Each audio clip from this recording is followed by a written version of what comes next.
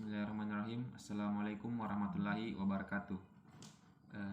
Baiklah, sebelum saya mempresentasikan hasil pekerjaan PowerPoint saya, sebelumnya saya akan memperkenalkan diri saya terlebih dahulu.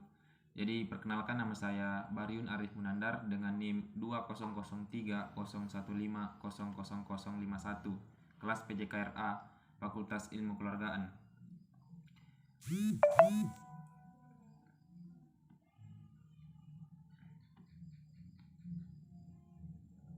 Jadi judul PowerPoint ini yaitu perkembangan olahraga di Indonesia, zaman penjajahan, zaman kemerdekaan, dan zaman Orde Baru.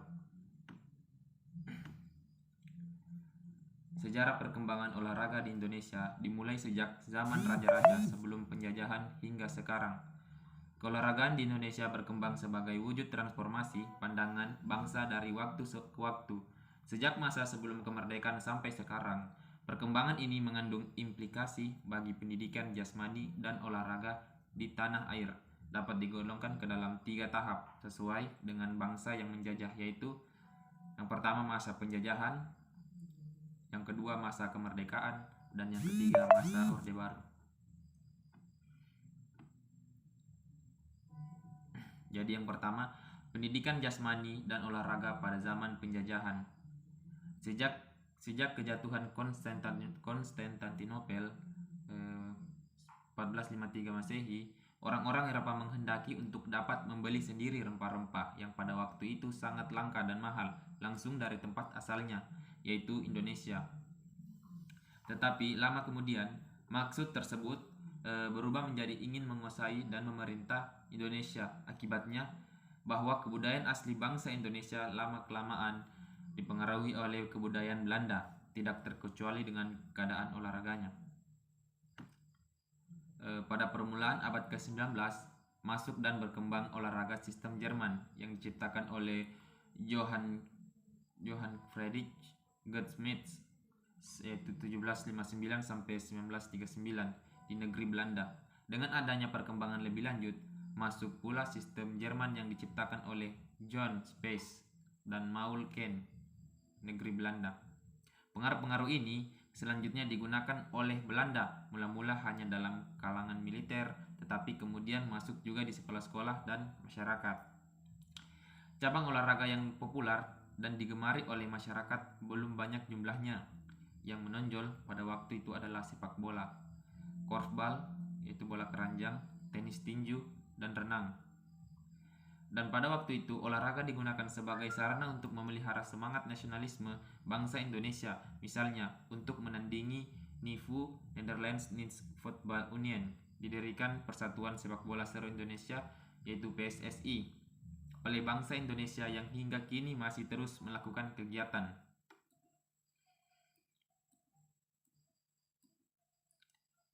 Yang kedua, pendidikan jasmani dan olahraga pada zaman kemerdekaan, yaitu 1945 sampai 1967. Dengan diproklamasikannya kemerdekaan Indonesia pada 17 Agustus 1945, gerakan keolahragaan mengalami babak baru. Pemerintah, segi pemerintahan, Kementerian Pendidikan dan Pengajaran mempergandakan penyelenggaraan latihan-latihan dan rehabilitasi fisik dan mental yang telah rusak selama penjajahan kolonial Belanda dan Jepang. Penyelenggaraan olahraga di sekolah-sekolah mulai digalakkan bekal konsepsi-konsepsi yang telah dirintis dan pengalaman yang telah dimiliki, dijadikan titik tolak untuk mengembangkan olahraga dan menetapkan sistem pembinaan keolahragaan Indonesia. Yakni yang pertama, keolahragaan di lingkungan sekolah dibina langsung oleh pemerintah. Yang kedua, keolahragaan di lingkungan masyarakat dibina oleh masyarakat sendiri dengan bimbingan dan pengawasan oleh pemerintah.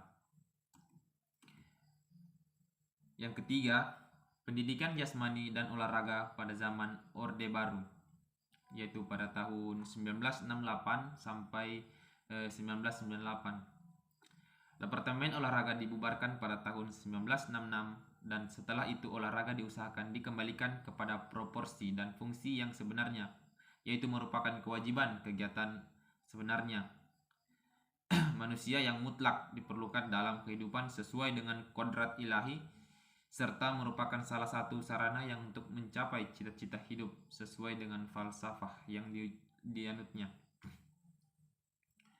Tujuan daripada olahraga dalam fase ini sesuai dengan dasarnya adalah untuk mengambil bagian dalam pembangunan dan modernisasi bangsa dan negara dengan segala aspek-aspeknya, memelihara persatuan dan untuk mencapai cita-cita, membentuk manusia Pancasilasis sejati berdasarkan ketentuan seperti dihendaki oleh pembukaan dan isi Undang-Undang Dasar 1945, yaitu mempertinggi mental, moral, budi pekerti, dan memperkuat keyakinan beragama. Yang kedua, mempertinggi kecakapan dan keterampilan.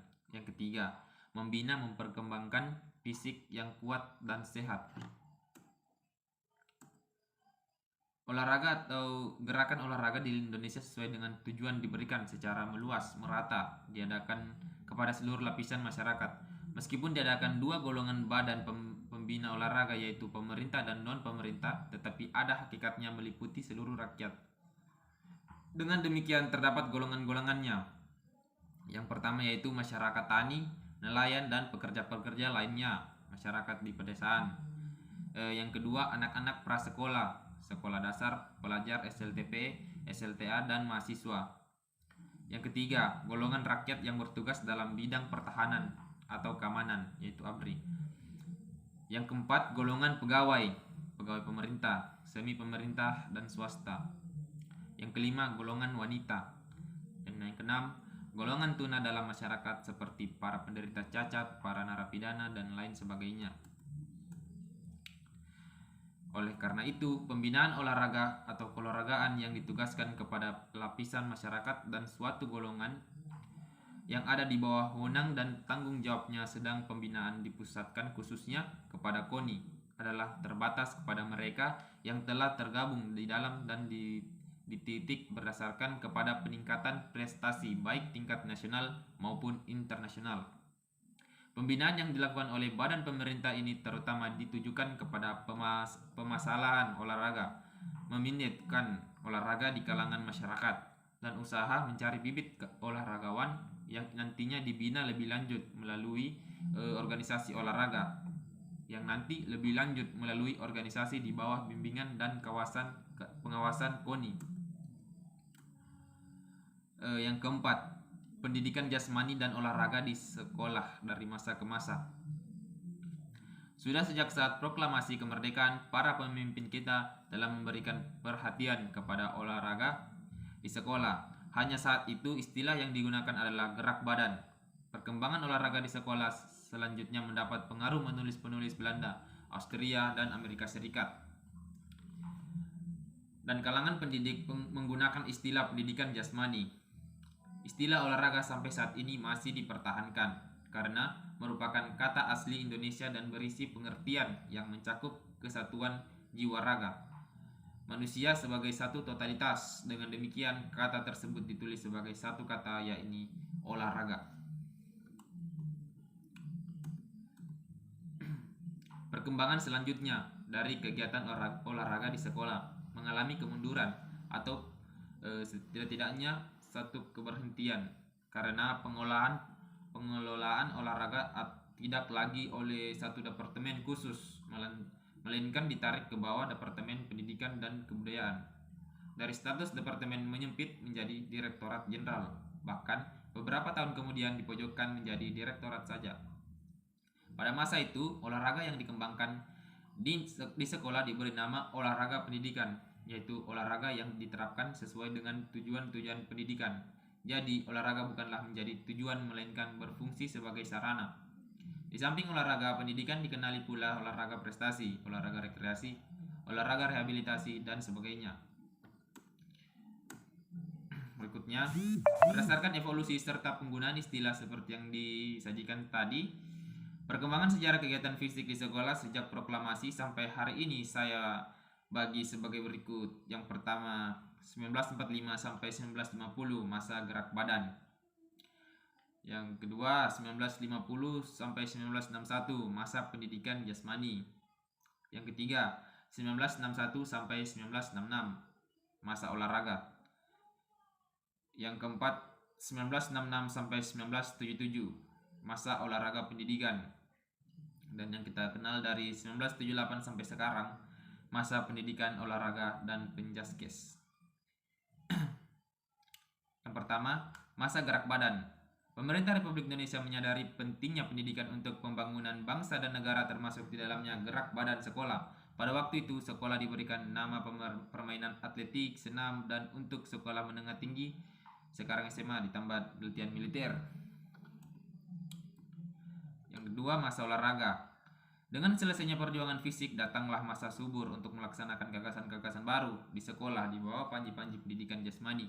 Terbitnya Undang-Undang Nomor 4/1950 yang kemudian menjadi Undang-Undang Nomor 12/1954 memberikan landasan kuat kepada pelaksanaan kegiatan olahraga di sekolah. Dalam penjelasan bab 6 tentang pendidikan jasmani terbaca pasal 9, yaitu untuk melaksanakan maksud dari bab 2, pasal 3 tentang tujuan pendidikan dan pengajaran harus meliputi kesehatan rohani jasmani. Pertumbuhan jiwa dan raga harus mendapat tuntutan yang menuju ke arah keselarasan agar tidak timbul penyebelah ke arah intelektualisme atau ke arah perkuatan badan saja. Perkataan keselaraan menjadi pedoman pula untuk menjaga agar olahraga tidak mengasingkan diri dari pendidikan keseluruhan. Olahraga merupakan usaha pula untuk membuat bangsa Indonesia sehat dan kuat lahir batin. Oleh karena itu, olahraga berkewajiban juga memajukan dan memelihara kesehatan badan, terutama dalam arti preventif, tetapi juga secara kuratif. Yang ketiga, masa olahraga. Setelah tercium berita bahwa Jakarta akan menjadi tuan rumah Asian Games 4, secara terstruktural, Departemen Pendidikan dan Kebudayaan Biro Olahraga ditingkatkan menjadi Jawatan Pendidikan Jasmani. Ini menuntut pengetahuan, keterampilan, serta kemampuan berorganisasi dan koordinasi kiranya dalam rangka pemikiran demikian, serta keyakinan bahwa olahraga merupakan sarana ampuh menggembleng bangsa menjadi manusia Indonesia baru.